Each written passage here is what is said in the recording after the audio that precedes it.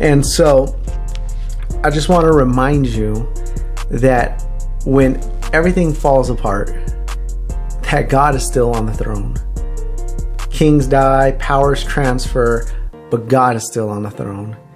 And when you forget Him, you forget what real authority is. And when you ignore Him, you ignore the real change, that real power that comes from heaven, the real power that comes from heaven that can change an economy, that can change men's hearts, and that can help men become better men and women become better women in order to help the economy and in order to help your fellow neighbor. And so why is getting involved to a degree so important when it comes to this topic of government?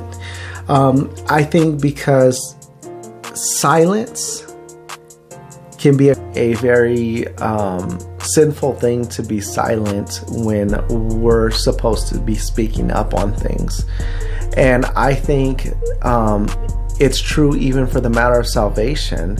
If we don't preach the Word of God and we're silent about the Word of God to a world that needs the Word of God, who do you think is going to be held accountable for that? Is God going to be held accountable for that? No way.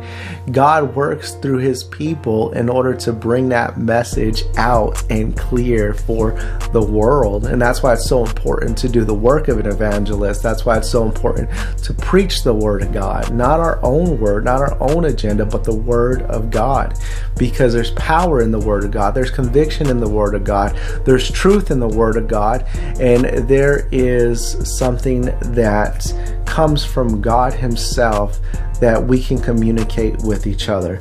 And so that's just a little thing to keep in mind. All right, so let's continue to balance this thing out.